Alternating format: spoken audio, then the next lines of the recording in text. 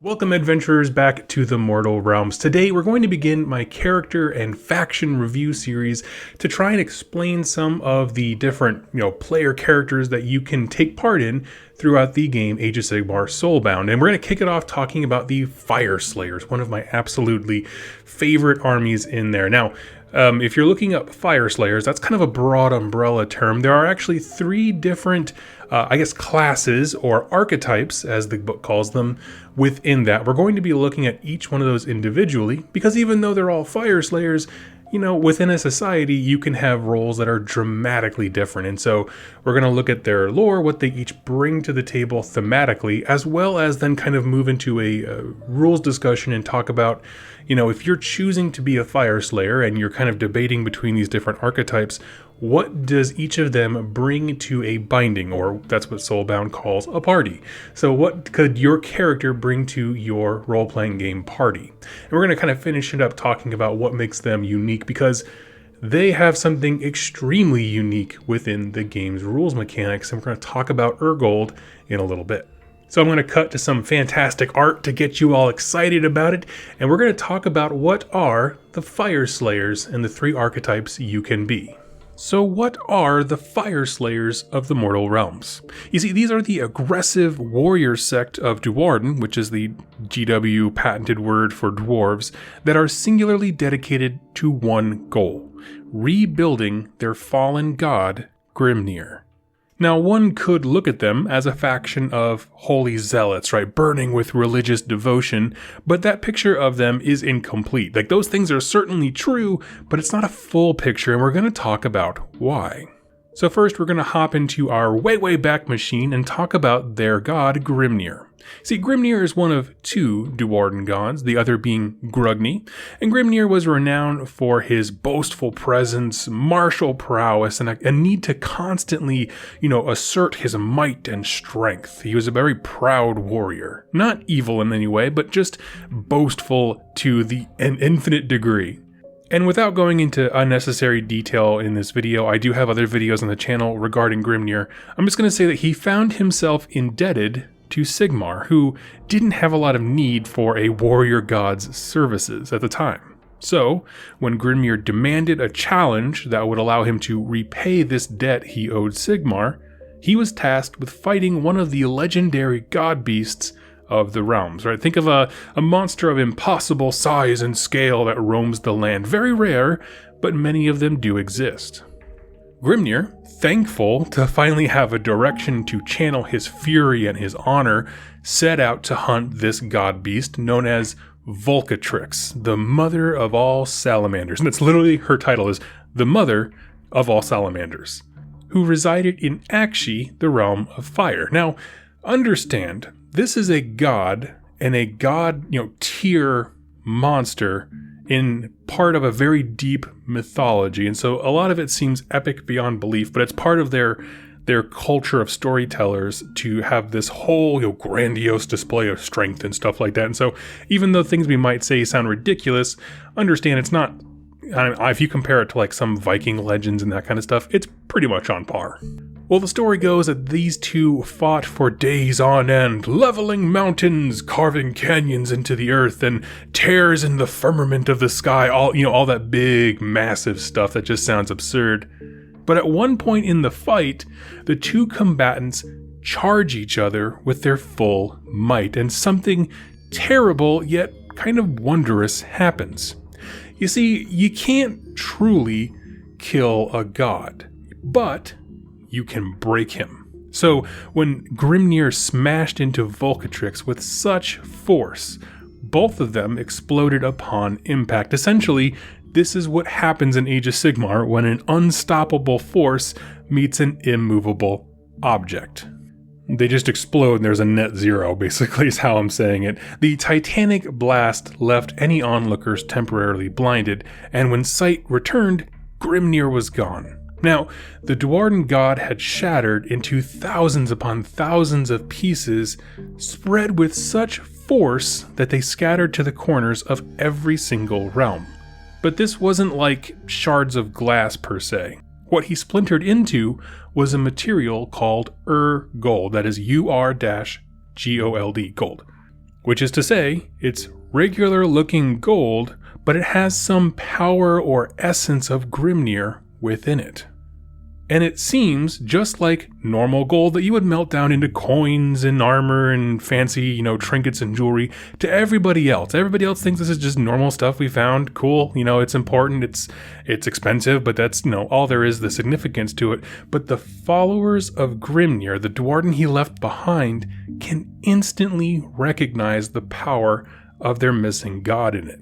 So you might have a treasure chest full to the brim with gold, but if there is one nugget, one little piece in there that is gold, you wouldn't know the difference, but they can sniff it right out.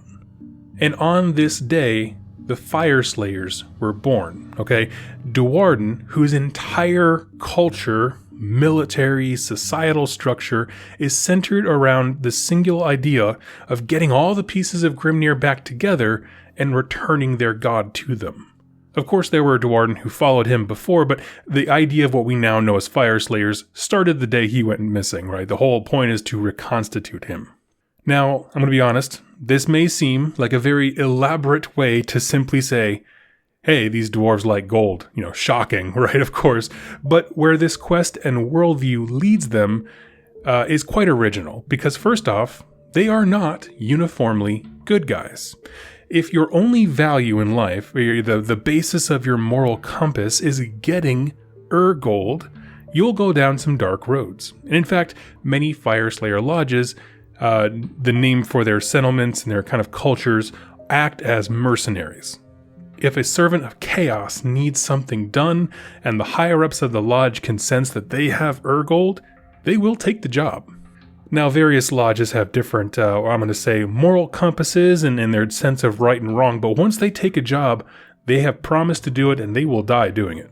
And this, mercenary attitude really puts a strain with them and many other factions, like their relationships to them. Because while you may all be working together in your party, in your binding, understand something very clear, that every Fyreslayer player always is on a secret mission in the background to get gold. If you want to keep the Fyreslayer in your group happy, if it's possible, if there's gold nearby, DMs be sure to make sure there's gold nearby at some point in your quest, satisfying them by, hey, yeah, we'll go a little bit out of our way to go get that for you. That'll keep them happy, because otherwise there's going to be problems. They're always on, again, the secret mission of putting Grimnir back together. And so while there are exceptions, of course, Fyreslayers tend to be gruff, somewhat isolated, and so on, and we'll get to why they might become soulbound very soon. But I wanted to touch on one very important thing that happened in their past as well. You see, at some point, the Fyreslayers who were, collecting all this gold discovered that if they melted it down and turned it into like totems and trinkets, kind of forged from gold, but in the, the display of like runes relating to Grimnir, like maybe they wrote his name out in runes or whatever, that they could actually tap into some power of Grimnir by doing so. So using gold to tap into a portion of the god's might. Now, it wasn't long before someone tried taking this to the next level and literally burned a rune of gold into their skin. Now, in this way, if you think about it, they have weaponized their holy mission, right? You tap into the fiery energies of Grimnir, which greatly magnifies their martial might, in order to go out, fight, and get more pieces of him. Now, there's other things to discuss about gold, but that's really the highlights I wanted to touch on for this video. That's what you need to know to get started. I do have a video dedicated to it elsewhere. As for why a Fyreslayer would become a soulbound, you have to know just a little bit about their culture, because they're an extremely prideful bunch. They honor the deeds and conquests of those who came before them. They venerate heroes of their lodge and live in a fairly peaceful patriarchal society. Like, if they're not actively acting as mercenaries or hunting something specific, their societies within their homes are actually quite peaceful. The Rune Father leads his people. He gives birth to Rune sons who compete with one another to one day take his place. And they work alongside what is essentially their church organization in order to keep finding and maintaining gold, making runes, storing it up, that kind of stuff. If a Fyreslayer lodge or battle company was all wiped out and they were left without, home or family, they very well may call upon or take up that call of being a soulbound. Because at this point, they're built for war, but they are functionally out of the game. Like if you're a Fyreslayer and your entire lodge is wiped out and somehow you survived, at that point, your mission of getting Urgold kind of ends, because now you don't have a lodge to return it to, you don't have rune smiters to forge it into anything, and so it just kind of peters out. And so, using the might that you have left to do some good in the realms, that's a great way to go, basically. It's a great way to honor your lodge in the end. Now, some also may have taken sacred oaths that they will do anything to uphold. Like, for example, if a Fyreslayer took like an oath of vengeance on a specific enemy warlord, like let's say it killed his father, well, joining the Soulbound and getting that significant power boost that you get from doing so, on top of what their Urgold can do, is one way to achieve that. Like, if your whole life is dedicated to killing one bad guy, any avenue that you can get to get a one-up on them is something that's on the table.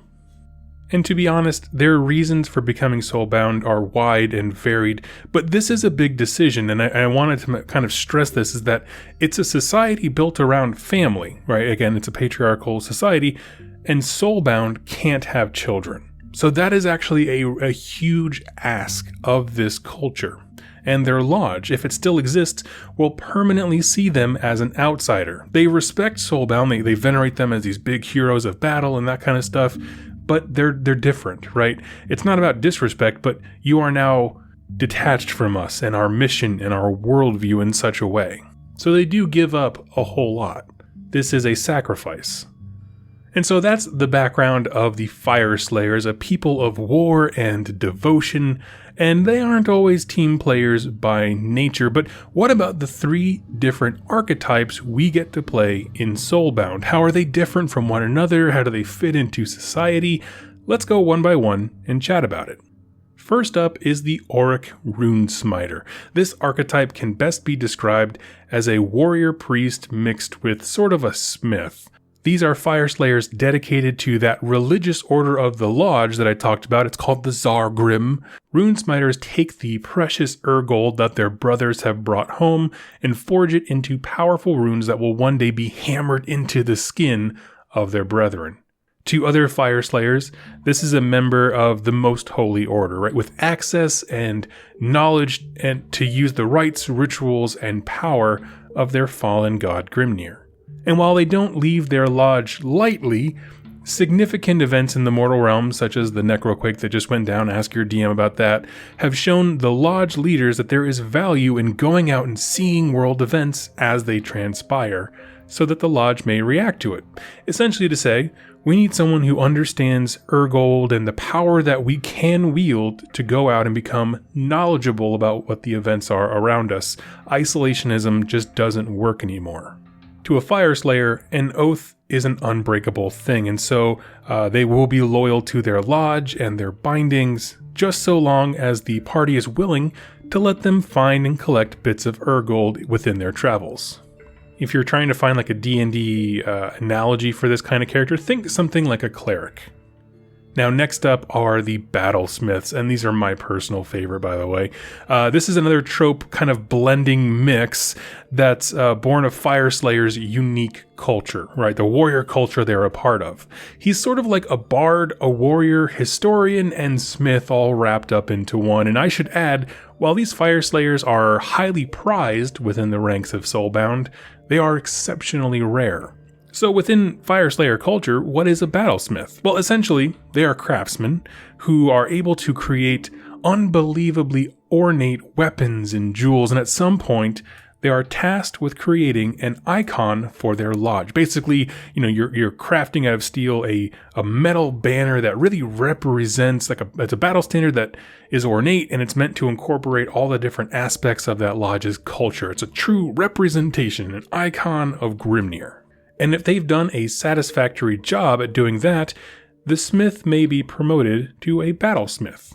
They are instructed in agonizing detail the entire history of their lodge, its bloodlines, its heroes, their epic deeds and conquests, and it's their mission to memorize all of it. Then go out and fight alongside, the Fyreslayer armies, their brothers, to record new epic deeds, right? They carve all of these things into the back of that icon they made, this very intricate thing of everything that they've witnessed. So again, he is a warrior and he is a smith, but he's also a scribe, recording all the events in the lodge's history and what he personally can see and add to it.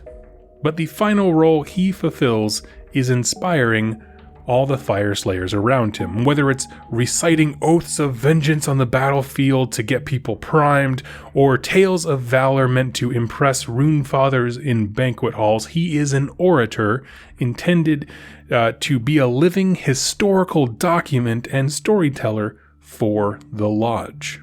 And it's this information of historical events and kings and wars and stuff, it's often found to be completely invaluable to soul bindings, okay? Because it can give clues and context to world events that they would not have known otherwise. And the last archetype available is the Doom Seeker, probably the guys that have the most epic backstory that you'll ever find. So to become a Doom Seeker, a Fyreslayer must take the Barazak Doom, okay? That is to say, it is an oath where they kind of release all claim to their title, their family, their lodge, and their only reason for living is to die a glorious death in battle. Now, this oath is huge, it's monumental for them and their culture, and it can be taken for a number of reasons. Maybe they were the only survivor from a military campaign, maybe their lodge was destroyed, or they've done something that they're ashamed of and been cast out of their society, and this is more of a form of penance. But the thing is, you'll never know, as part of the oath is not explaining it to others why you took it. You are just a person without a lodge, without a rune father, without a king.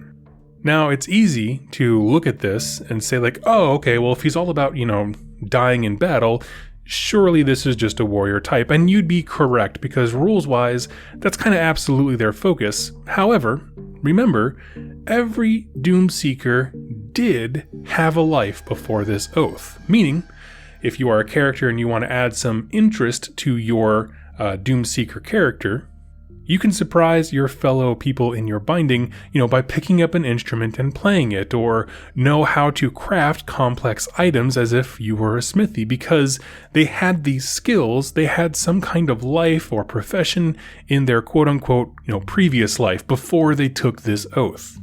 So don't just think that you're a dumb, warrior type. You're a full-rounded character. You're just hell set on one mission. And as far as why a Doom Seeker would become a soulbound, it's actually very simple and straightforward. They have nothing to lose. They've already sworn off everything that they would have had to have given up, right? Their family, their lodge, their claim, anything like that. And the power and benefits of being a soulbound only allow them to achieve greater heights of fury and power, making their inevitable death that much more glorious, right? They can slay bigger, badder foes, take out more chaos minions, serve more people, and so on. And so let's touch on here about the strengths here, okay? We're going to talk sweeping about all the different Fyreslayer archetypes. What do they bring to a binding?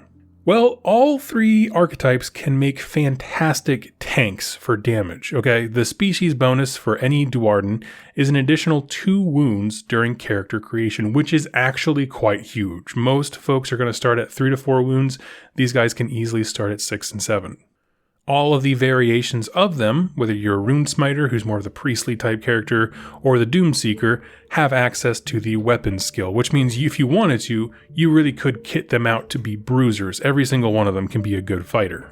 Though I think it's pretty clear to say the Doom Seeker does it best by a mile with a body stat base of 4, and then pouring, any kind of effort into your weapon skill is going to make him just crazy deadly. But these three archetypes are a bit hard to talk about in a firm way because of their versatility. And I'm going to kind of transition to my last point here about, unique things about playing as a Fyreslayer. All of them have access to gold runes. And so what I'm saying is those bits of metal that contain power of their god that they hammer into their body, well, you as a player can have options. You can customize what runes are in your skin. And that is super freaking rad, right? What runes you start with or how many you can choose is listed on their profile under the equipment section. And there are 7 runes in the game right now in total. I'm sure there more will come later, allowing a whole lot of customization. Things like, making your weapon swings nastier, adding wounds or toughness, getting better at melee, or when you do hit, it does more damage. But even kind of side things like better accuracy, because all of these guys can throw an axe, and initiative can be modified. Now, as I kind of round out this video, there are more rules regarding, Urgold and that kind of stuff. It can be used up, it can go inert, but you can also acquire more in different kinds of runes. And really what I wanted to stress here was that you can really make this character to be whatever your party needs it to be, right? No matter which one you choose, the runes allow you some more level of control. And so while that might seem a bit intimidating at first to learn the rules for, truthfully, it's really not that big a deal. It's pretty simple.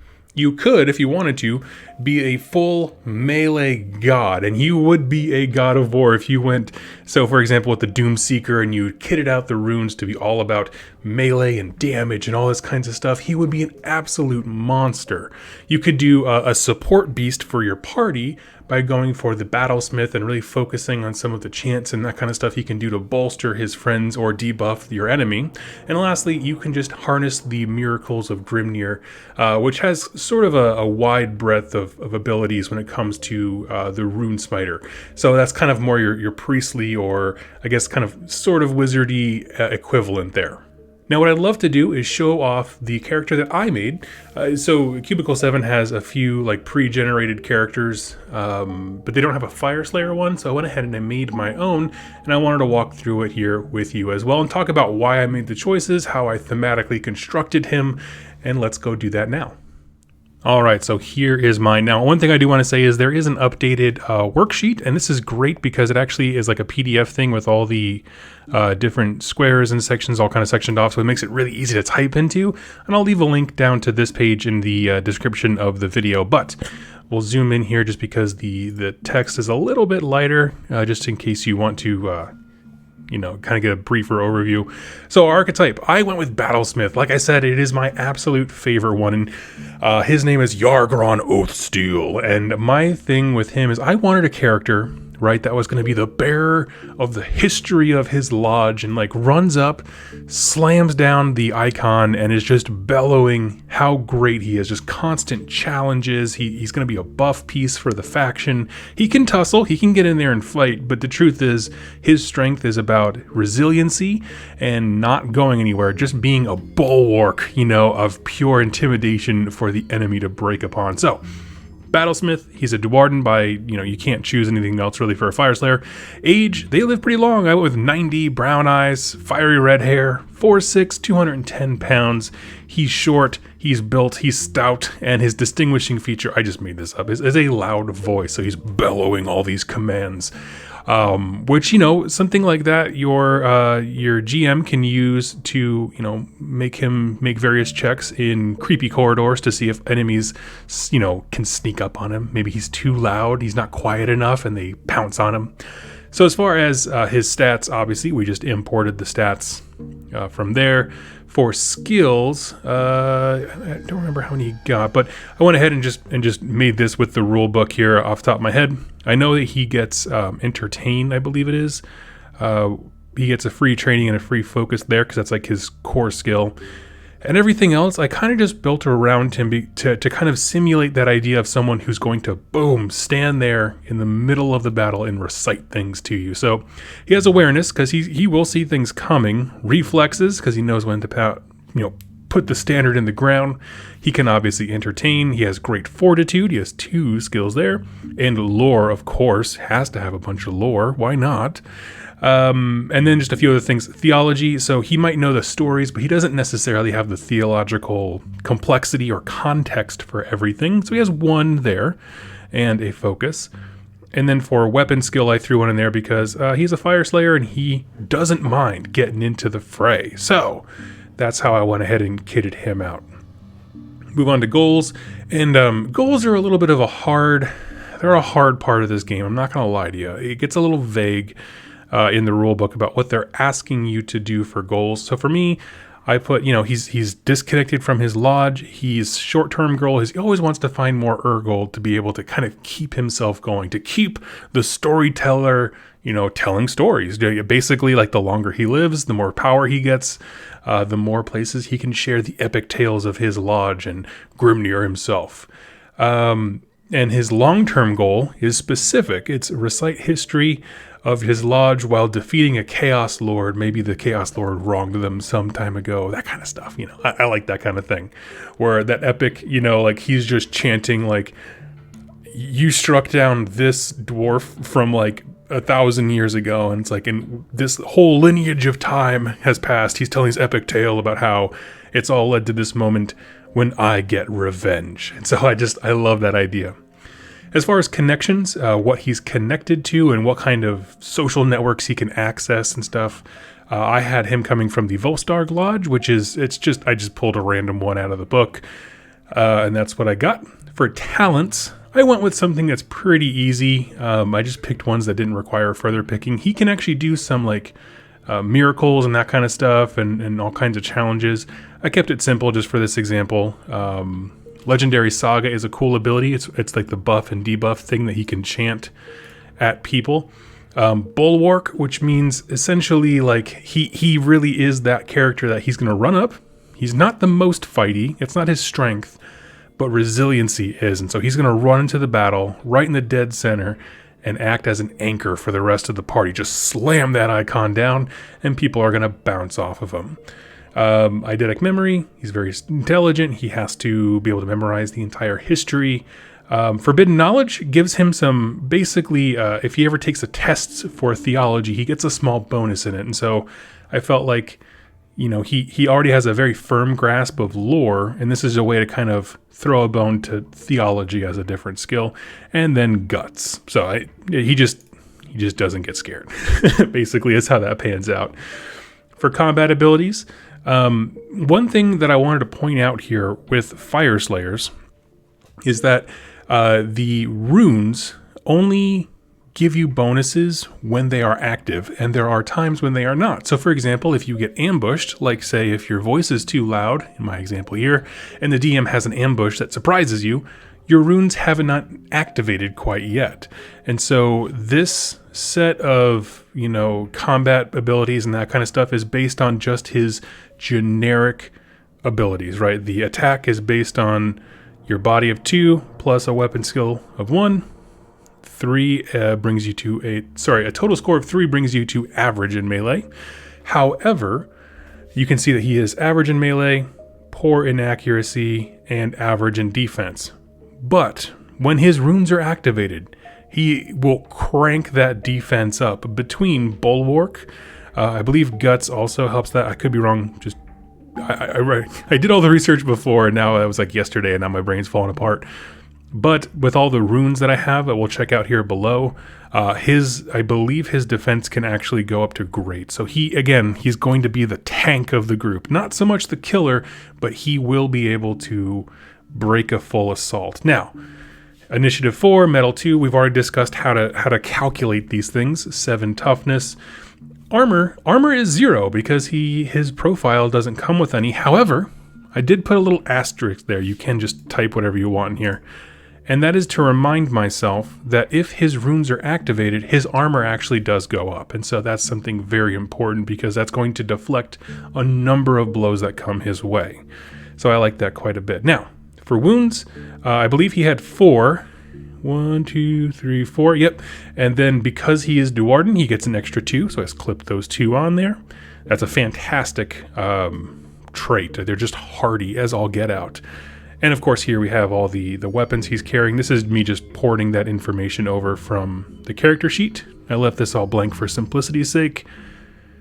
And then we talk about his other gear. So there's not quite a specific place for the runes, but I just put it in other in case, I don't know, just so I could have it easily locatable. He obviously comes with an icon. And then he has the Rune of Iron Skin. Rune of Iron Skin. Remember, if you have multiples of them, they are cumulative. And so this is not meant to be gamey in any way. Like, it's not power gaming. He's just meant to be utterly resilient so that he can talk about the history of his lodge. I mean, that's his thing, right? I built into toughness as a character. And then Rune of Relentless Zeal, and he comes with a palm-sized nugget of Urgold, which is just funny. Certainly a thing that you can use for character progression or his personal story, that kind of stuff. And the book indicates he comes with 95 drops of Aqua Gurana. And that's it. That is my boy, Yargron Oathsteel. So, yeah, absolutely. Go ahead and check out the link down below to get this awesome PDF where you can like literally like just do these little clicks and that kind of stuff. It makes it really, really nice to work with. Let me just get this out of here. It does get a little awkward sometimes. There we go. And yeah, absolutely. So tell me your thoughts on this guy. I like him quite a bit. I think he would be a good party member. So friends, thank you so much for watching this video. If you are someone who chose to be a Fyreslayer within the context of Soulbound, let me know your thoughts on this. Like, do you like my character? Would you go for something more offensive, or would you focus on the Rune Smiter in terms of prayers and miracles and all those kinds of things? I'd also love to hear your motivation for why your Fyreslayer left his lodge behind. Was it a dark oath of defeat or vengeance, or was he just looking to do something helpful, like the Rune Smiters go out to get like basically reconnaissance information? I'd love to hear it in the comments down below. Tell me and tell everybody so we can share this awesome game. Thank you so much for watching, and happy wargaming. Hey everybody, I hope you enjoyed that video. It was made possible by the folks over here to the left. These are my top supporters over here on YouTube and on Patreon that keep this channel going. If you'd like to learn more about how to become a supporter and get some cool things in the process, like exclusive pictures and interactions with me, and get your questions answered here on the channel, go ahead and click any of the links down below or the join button on the community page over on YouTube. Regardless of your choice, I wanted to thank you so much for joining me with this video, and I look forward to seeing you in my next one. Happy wargaming.